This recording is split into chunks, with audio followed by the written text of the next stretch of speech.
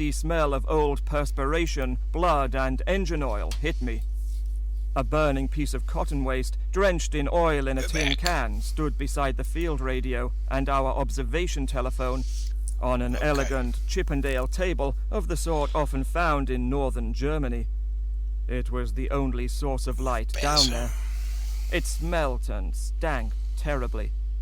On a small, gracefully elegant chair was an Untersturmführer from the staff. He was sitting there controlling the radio connections. A submachine gun was hanging over the fine back of the chair, and muddy boots scratched its fragile legs. What is this height? Moaning wheezes came from two unbelievably mutilated bodies that had been laid on the floor, with a pair of shredded and bloody overcoats as the only protection against its hard and cold cement.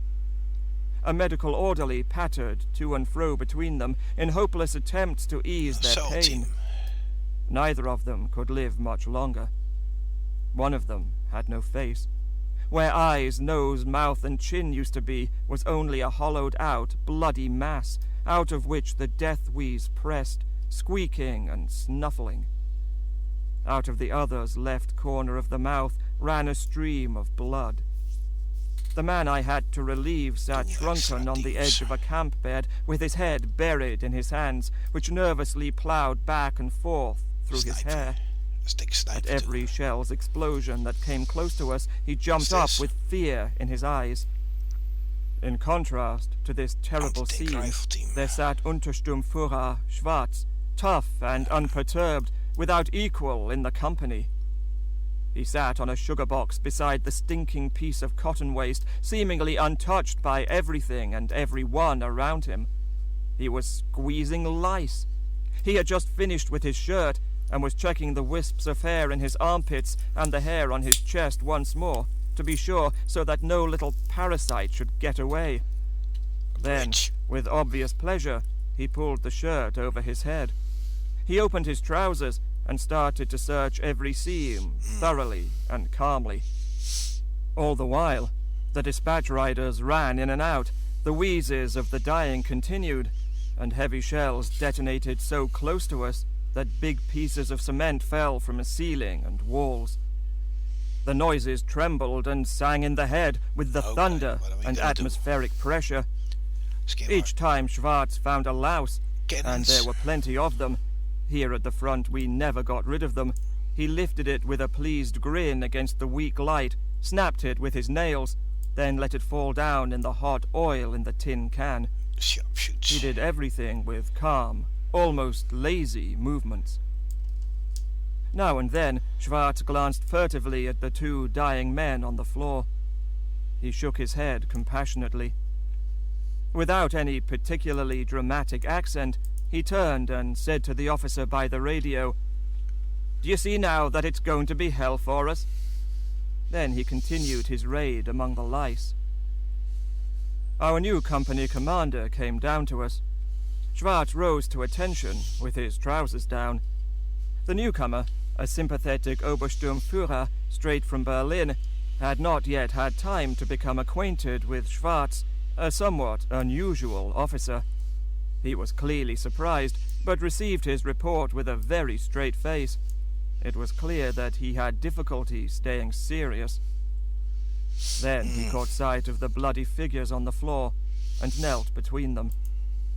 He spoke in a low voice to them, but got no other answer than the moaning, irregular wheezes. He whispered a question to the medical orderly, and got a shake of the head as an answer. Then he stood up, and gave a short, stiff salute to the two dying men. Schwarz, with one hand holding up his trousers, went on reporting to the company commander. The Unterscharführer, whom I had just relieved, went out to urinate. A roaring explosion was heard just outside the door. Covered with chalk dust, with his combat tunic in shreds and scratches on his face and hands, he came rushing down again. His eyes were staring with fright, and his body was shaking. From his stammering, disconnected and slurred speech, we understood that the shell had penetrated and destroyed the wall a few meters from the entrance to the cellar, against which he had just urinated. He was completely finished. The company commander took him out and sent him to the rear as, together with his orderly, he left the cellar. We don't have All much of night, it, the Dick. Russian artillery heaved thousands of shells over our positions. My section of our company got its share, and it now seemed to me a wonder that our cellar had not collapsed from a direct hit and buried us. The artillery fire increased even more. It sounded like lengthy drums. Impossible to discern the single rounds. Thunders and foxholes were plowed apart by shells that tore the crews to pieces. The firing was moved forward to make way for the advancing infantry forces. After bloody and close combat, hand to hand in the ruined positions, they managed to break through in a couple of places. Our own side lacked the strength to force the enemy. We were ordered to disengage and withdraw to new positions on the outskirts of Alpha. The occupation of the new position was combat. In a the Russian artillery hammered on the shells. Explosive bullets whistled, but it with devastating result. Had changed character. Raged over fields and groves and separate small villages, but now streets.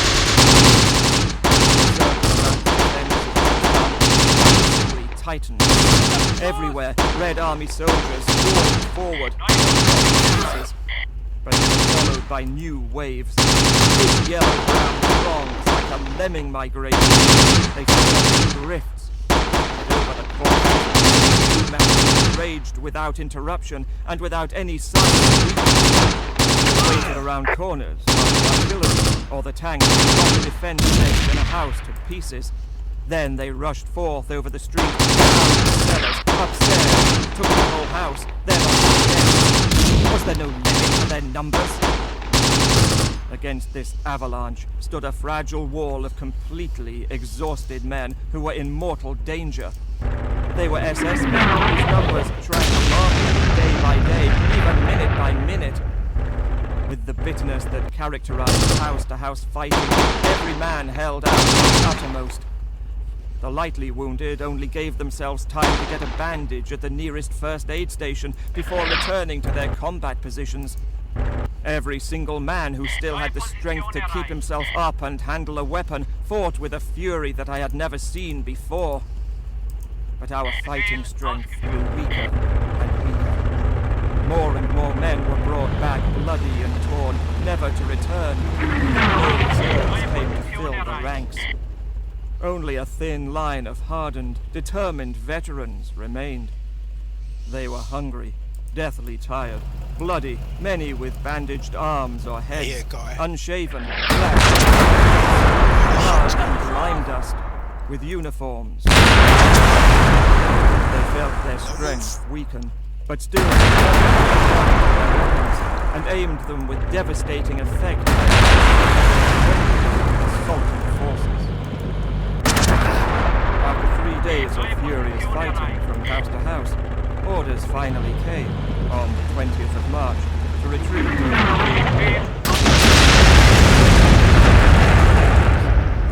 The Red Army brought their main forces up from the south, up along the banks of the Oder, to reach the bridge and, with that, catch us in the bridgehead, as in a sack. We had managed to advance to a distance of only 300 meters from the street that continued out on the bridge, our only way back. Put around With there. superhuman effort, the rest of our division and the darkness fell. The retreat started. By then, the Bolsheviks had had time to correct the fire of their anti-tank guns against this most important street. It became a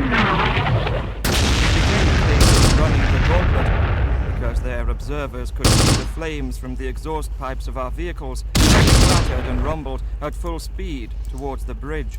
They aimed their guns at the flashes. For the crews in our vehicles, it was many minutes of unbearable stress, driving through the danger area and over the bridge until they reached the slightly safer Stettin side. But everything went comparatively well, and the bridge was not blown up until the last men of the rearguard had crossed over. The bridgehead at Stettin was a piece of German land drenched with blood, where some of the German fighting forces' best divisions desperately defended themselves against a wild assault by whole armies. But they had completed the task. The bridgehead had disappeared. Where the fighting had raged, fallen Russians were lying by the thousands. Complete divisions of Stalin's elite had been brought there, but then they were annihilated in the furious defensive fire from exhausted, shredded, dirty but steadfast field-grey men. Thousands of these brave farmers' sons, factory workers and young students, youth from all classes of society, had been left over there in the roaring, burning inferno. But it had cost the enemy a high price. Was this fight against the cruel, savage giant of the East the last battle? The twilight of the gods, of which the folks of our old Nordic faith had spoken? The Russians attacked.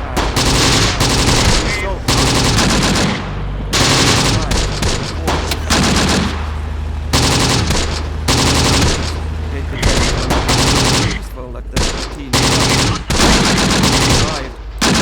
Close behind us in the last minutes, rushed back over the Oder, and with our hearts in our mouths, reached comparative safety on the other side of the bridge.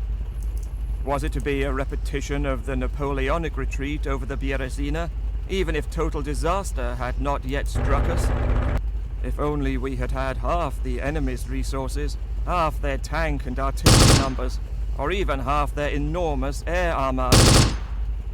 During a few days' rest, we left behind us the task of stopping the flood for fresh troops. It threatened to crush the culture and work of generations and to make the people into slaves.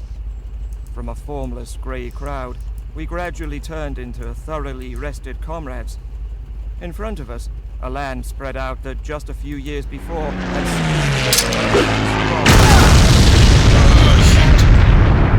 been born on and carried up by a rare harmony between all national groups. This was a country which, after its suffering, and through its reborn youthful enthusiasm and willpower, would awaken a fading part of the world to new activity and wealth. What happened to the tank? From it would come scholarships, institutions, culture, and hard-working artisans and craftsmen from whom all humankind, for hundreds of years, would receive fresh impulses and fruitful ideas. But now the country lay in unparalleled devastation. The Western allies of Stalin had carried on in a way that must have exceeded the old Edda's most terrible fantasies. An unmerciful rain of phosphorus and high-explosive bombs had transformed and destroyed cities, modern industrial, commercial, and residential neighborhoods. Idyllic old districts with half-timbered and step-gabled houses, some of them hundreds of years old, to rubble. Every night, defenseless, panic-stricken children and old people, killed in the glowing heat of the suffocated in the millions of the survivors were homeless and were forced out of a smoking and burning hell to a rootless, roving life out on the roads. In disorder, children were separated from their mothers, wives from their husbands. Perhaps, too, after this total chaos, they would never find each other again. Those who remained in the gaunt ruins were driven back thousands of years in their way of living. Same cave people of our own time, with caverns and cellars as their homes. Despite all this, these people still held out in a situation that for years would not offer any chance of rejoicing or encouragement. They did not and could not give up hope of success in obtaining the right to live free and equal as all other nations after decades of degradation and humiliation. The Panzeraufklärungsabteilung of Division Nordland, its armored reconnaissance battalion, was now in poor condition. For the second time in 6 weeks, we rolled through Stettin, this time westward. In the city, ravaged by bombs, The Russian artillery had already started to complete the destruction that had been started by the British and American bomber armadas. Only very few civilians were seen on the streets, but soldiers, on the other hand, were many.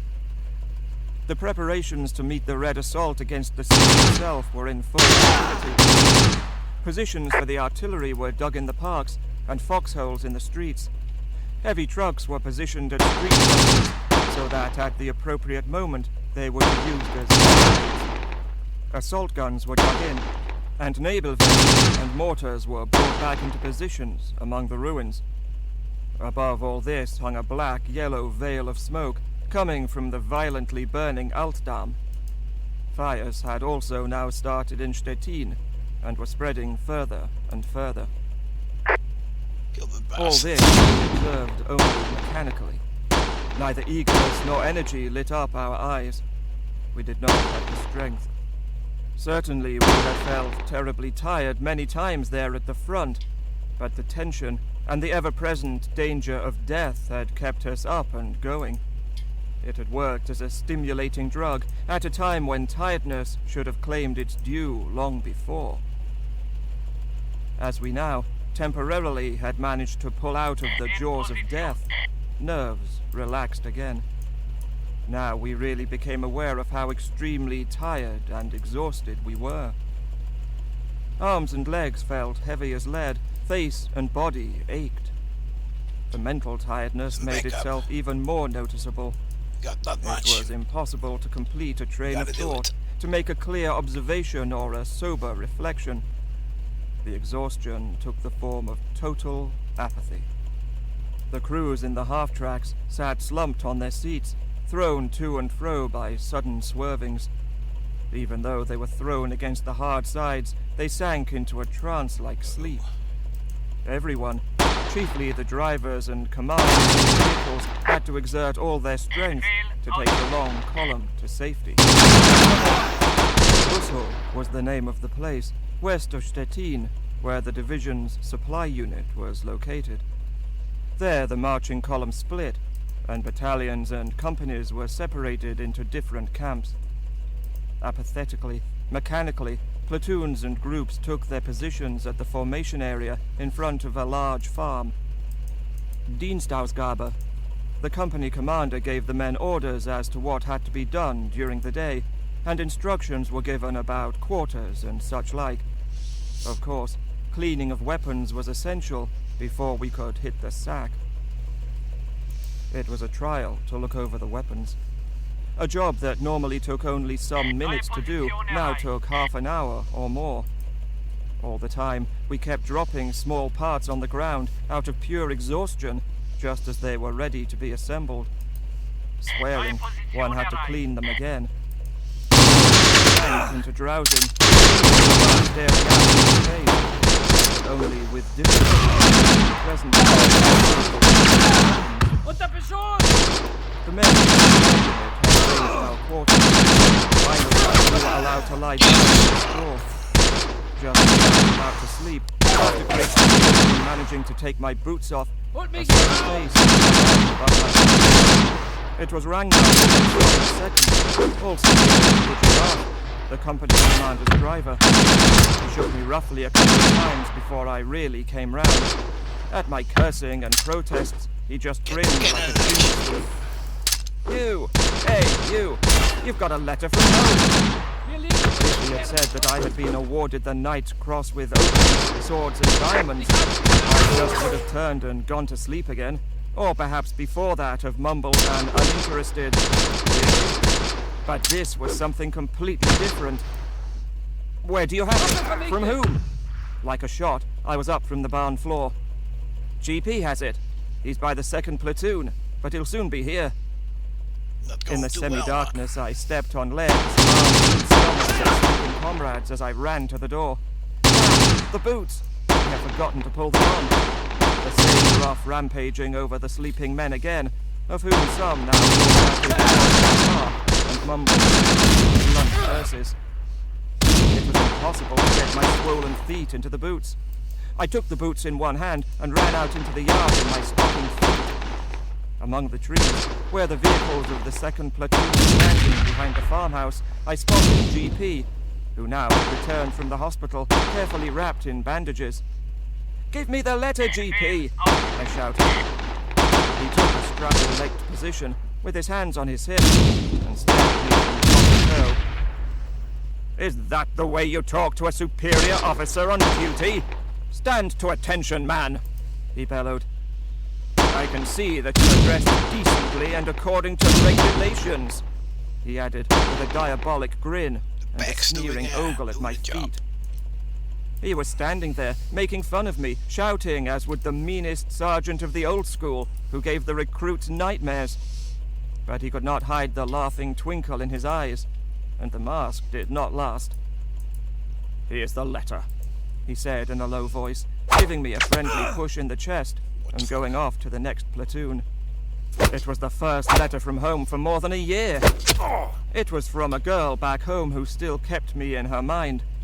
The king's picture was on the stamps, and the postmark was from Stockholm. It was a little bit strange. I felt half ashamed of a lump in my throat. For more than a month, the letter had been on its way through peaceful Stockholm, with its cleanliness, and, seen from the outside, its undisturbed life. It would still have its neon signs and friendly, shining windows, with no blackout curtains at night. Cinemas would be open, and people strolling about. What the fuck? My letter had arrived in this only temporarily quiet corner, close behind a front where thousands of young men were killed or mutilated daily.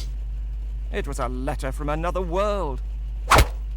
I tore open the envelope with hands that were now shaking more from joyful excitement than from exhaustion and the recent hardship's harrowing effects on the nerves.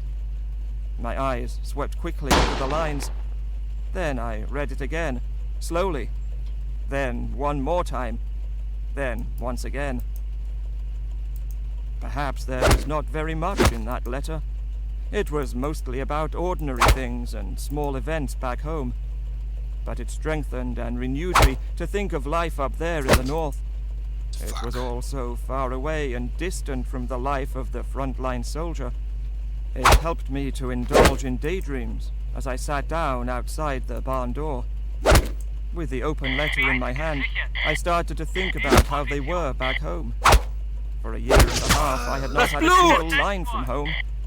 Baffled, I had had to watch other fellow countrymen receive letters from Sweden and hear them read or tell the contents during some pause in the fighting or marching. Is he invisible? The letters that reached them were certainly more than a month old and came with quite long intervals, but still they were connecting links to a home that I had missed.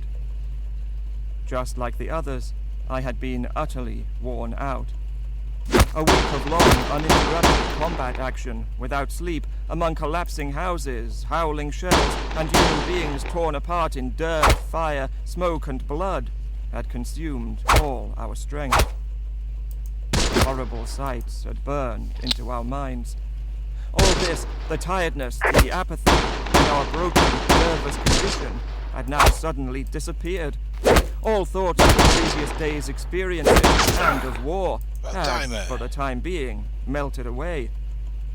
Now, I was once again back home with my relatives and my friends. I was back in the well-remembered streets of Old Town and the South Side. My daydreaming went on until tiredness overwhelmed me, and I fell asleep just where I was sitting, still dreaming of faraway Stockholm. We were ordered even further to the rear, into rest areas, to recover from the latest hard fighting.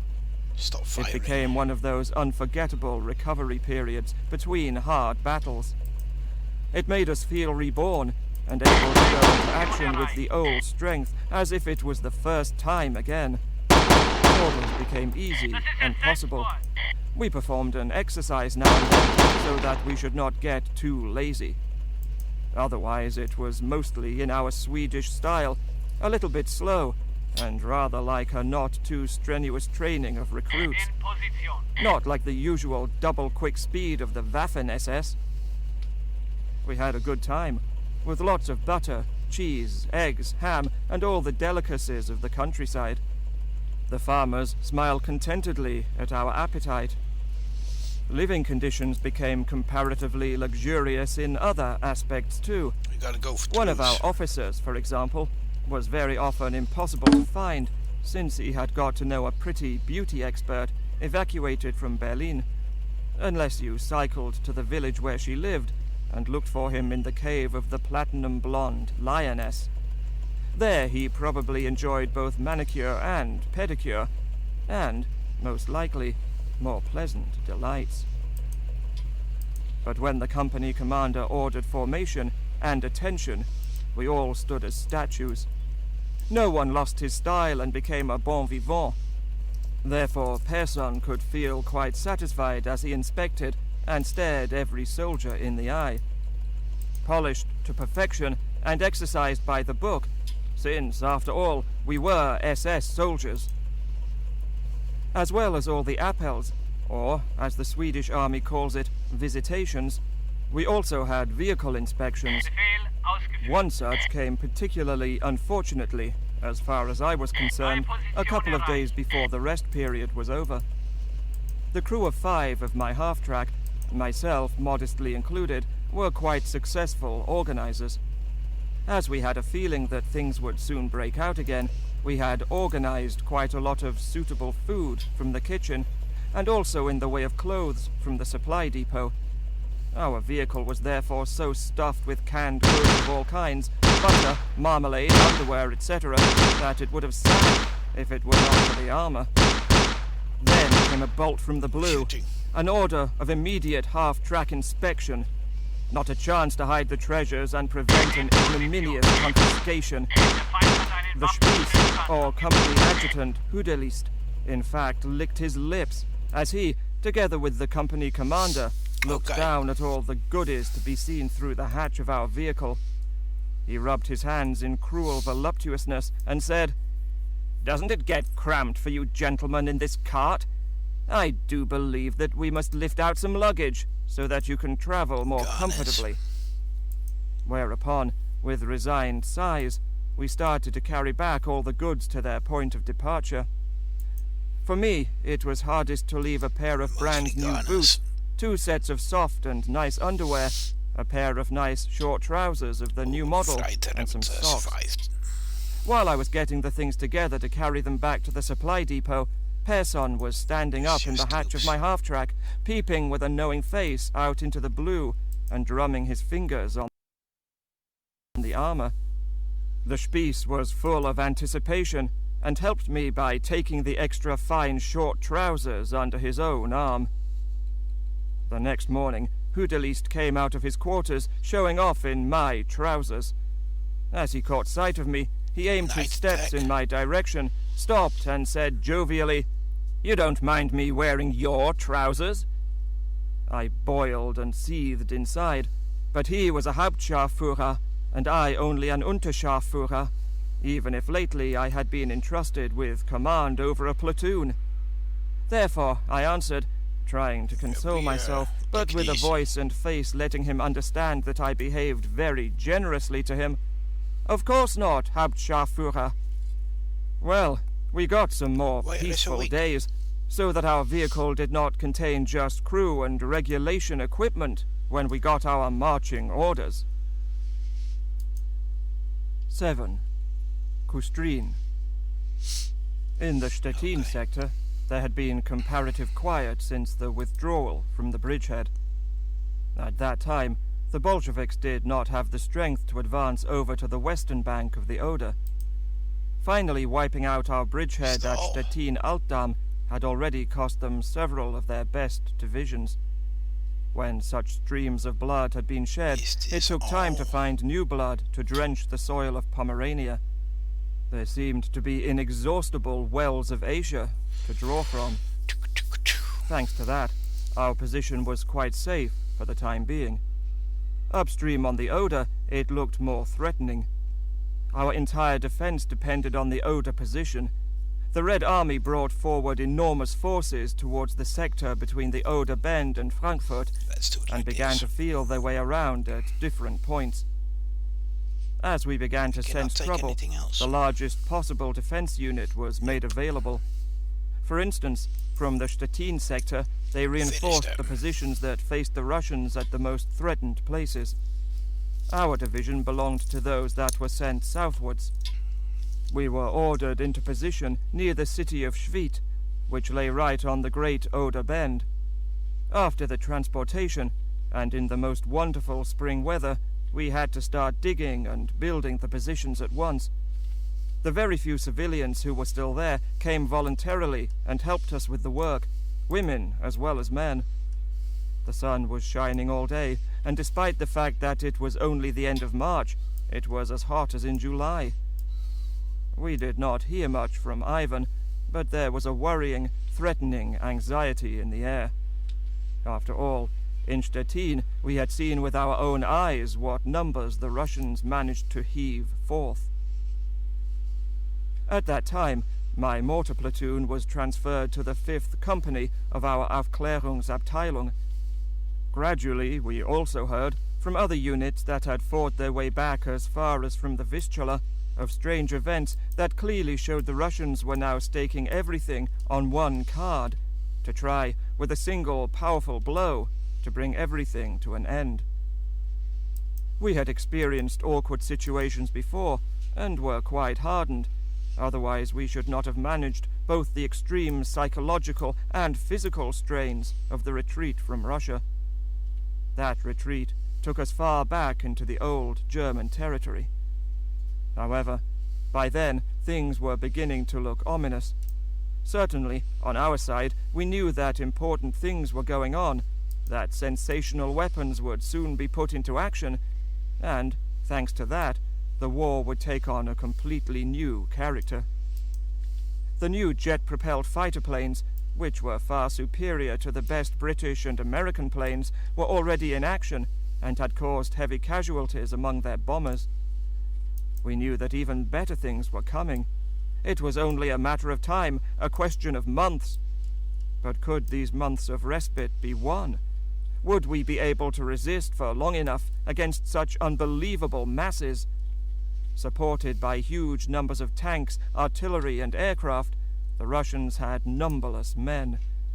Such forces as those had never been seen before, and with violent, desperate force, day and night, all would be thrown against us. If it were only the Russians!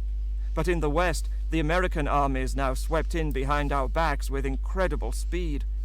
There, such things as hand-to-hand combat did not happen. It was an army of machines that stormed forth and broke the thin chains of brave but exhausted defenders. The Yankees did not take any unnecessary risks. For every little defensive line that had to be taken, even if it was just some small field fortifications and trenches with 100 defenders, they first sent numerous bomber planes that turned the whole area upside down. Then came just as many fighter planes that, with their machine guns and rockets, cleared the bomb craters. At the same time, the artillery sent a rain of shells over the unfortunate piece of land. Not until then came the tanks, rolling through the great masses. What was left was who could hardly manage to raise his hand. The infantrymen advanced. Anxiety nagged inside us as stripped driving with sweat, we worked in the heat of the sun.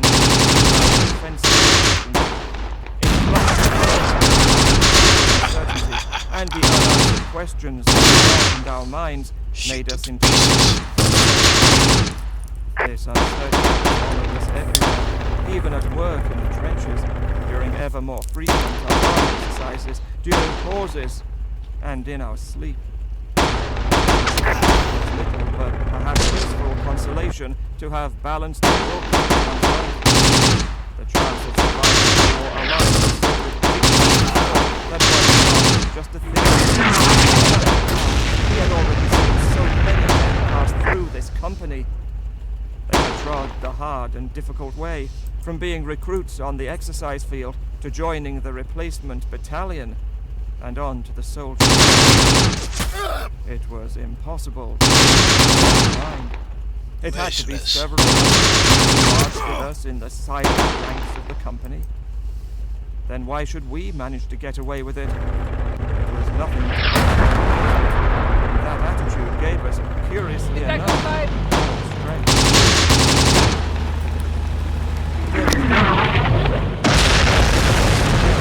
Understood what was on the soldier's mind. He was the commander of the entire Panzer Corps, Felix Steiner, SS Obergruppenführer and General of the SS. We adored him because he was a divinely gifted leader and fighter. Many of us had already had him as commander during the days in the Viking division. Risen through divisional commander, advanced commander of the 3rd Panzer Corps. Now his soldiers. He arrived. Guessed that an exclusive visit was expected, as there had been extra strict polishing that day. We were taken by surprise all the same, and were extremely enthusiastic at seeing the old one come among us.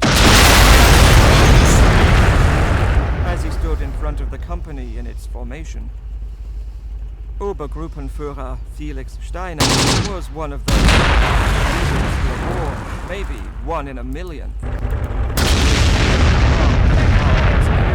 Always came from his robust and somewhat stocky figure.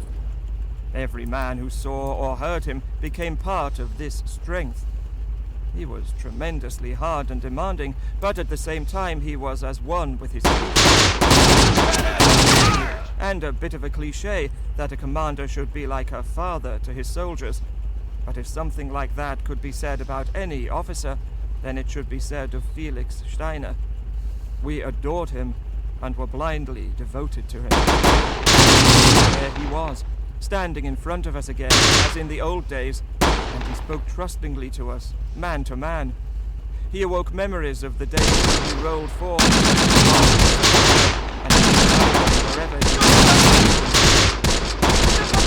Connection had brought him to the front line of the Germanic nations and of the Orient against the Orient here. He told us that in the face of the greatest danger that had threatened Western culture since Attila and his Huns, we were standing more divided than ever. Instead of facing off united powers toward invasion, they were wasting their forces in devastating civil war. It had led to having only a part of Germany's armed forces as the most important defense against the threat of worldwide Bolshevism. Barbarians. Because of the devastating air attacks against the homeland community, had recently been able to deliver only insufficient amounts of fuel, weapons, and ammunition. He explained that our air force would not support soldiers on the ground, as thought, because it was simply an action to protect our defenseless civilian population from the terror from below. It seemed that the artillery and tanks we badly needed could not come to us as fast as we required them, because railways and other routes had been destroyed. Whatever is happening in the west, we must not forget it at present. The older front is the main thing. Just think, here we stand, and with us stands or falls the entire army. If the Bolsheviks manage to force their way over and swarm into the country, not Germany is lost. Europe is horrible. We must hold Oda. He went along the front of the company, shook everyone's hand, and got everyone to promise to do their utmost. There was one grim and hard veteran who now suddenly felt a lump in his throat and a tear in his eye. Slowly went from man to man, slightly strengthened even more the feeling of unswerving brotherhood. As he came, the serious, sharp, up in a smile. He had recognized me. And yet, it was almost a year since I had participated in the delegation of all the division's ranks in Narva that had congratulated me. Since then, he had, after all, seen innumerable things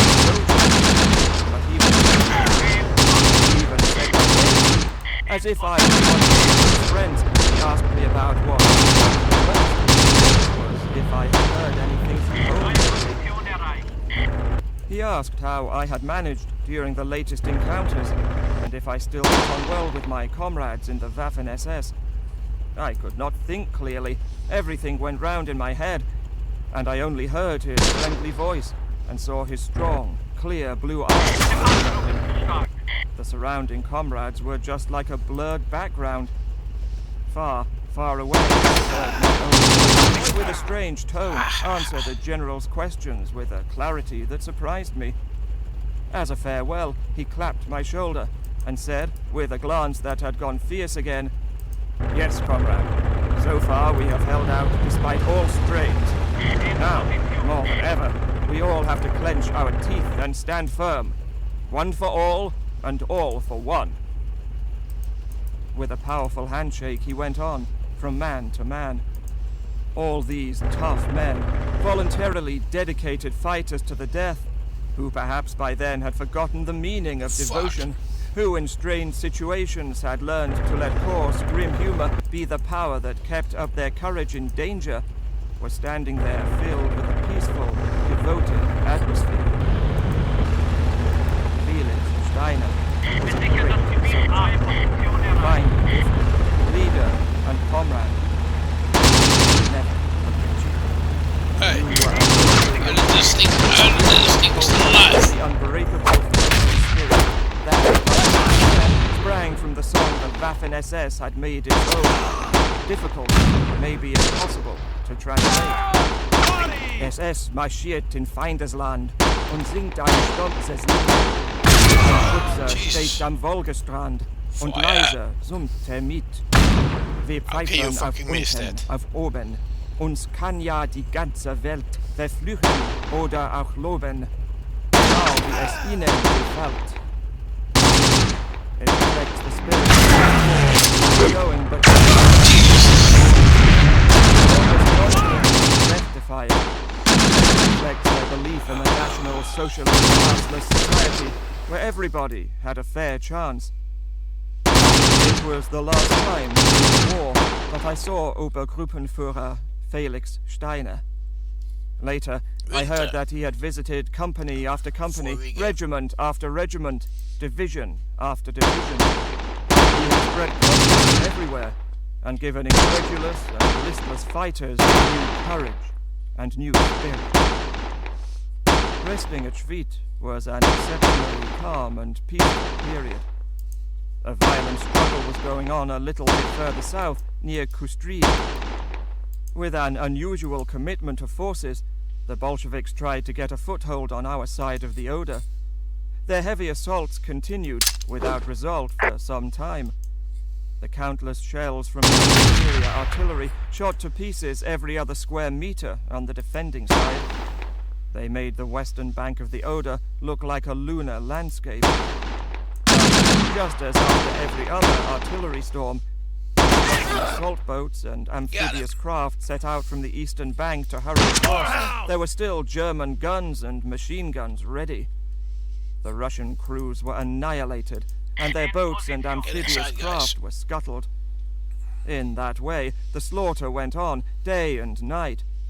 The stream was mixed with blood, and countless bodies were floating down the river. If the Bolsheviks managed to get a foot on just an inch of the western bank of the Oder, there was a risk of great danger. Because of that, the defenders fought with the greatest determination. It was a struggle where the reserves made the final result. Marshal Zhukov pushed forth everything he had. Divisions and armies from other sectors were ordered to Kustrin. Against this enormously heavy mass, we had only some mobile units as reserves. All our forces were still badly needed in the places where they already stood. Certainly, the Sturm was obtainable as a last reserve, but they were only lightly armed and consisted mainly of older men who lacked youthful strength and resistance. Above all, artillery and air support were missing. What could we achieve, no matter how great the bravery, with only machine guns, Panzerfäuste, mortars and anti-tank guns? We were against an enormous enemy with tens of thousands of guns, thousands of tanks and Stalin organs, and a never-ceasing flow of fighter planes that with rattling weapons and without mercy swept over the defense lines. Therefore, the chain broke one day, and the Russians set foot on the ground at the core of the Western nations, within the last natural border barrier. From then on, everything went forward with a raging momentum. What we have to do now is take this. With fantastic speed, the Bolsheviks started bridging the river after their storm troops had managed to advance some kilometers in each direction. But then they were stopped by promptly deployed reserves. Day and night, Ivan worked feverishly to get over as great a force as possible before a German counterattack might come. As it went dark in the evenings, searchlights were erected over the bridges, and in their light, the Russian pioneers could finish the work. However, the German Air Force, which was needed on the Eastern Front more than ever before, was involved in a struggle against the bomber armadas from the West. These dropped phosphorus and explosive bombs over defenseless civilians in the big cities of Germany. In Dresden, for example, the Allied bombers, during 3 air raids within 20 hours, killed as many as 200,000 civilians, mostly women, old people, and children.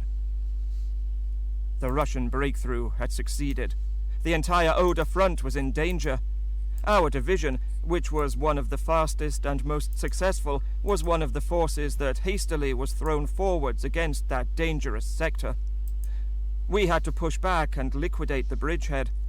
With a ruthlessly hard blow, we should be able to throw the enemy into the river before he had taken too tight a hold.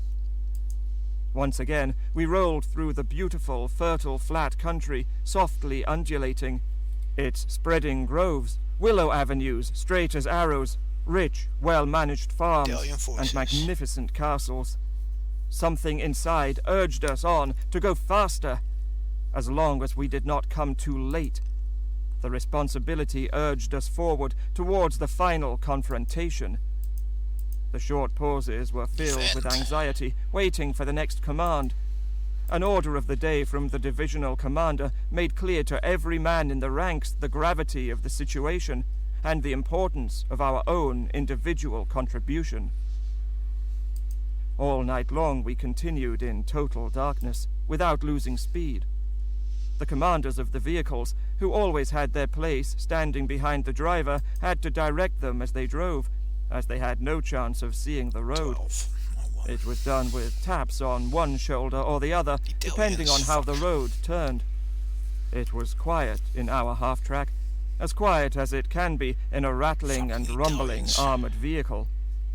No one said anything, except for when the radio operator, to the right of the driver, with earphones attached, shouted a message from the company commander. If he turned the wavelength knob just a little bit, he could also hear Russian commander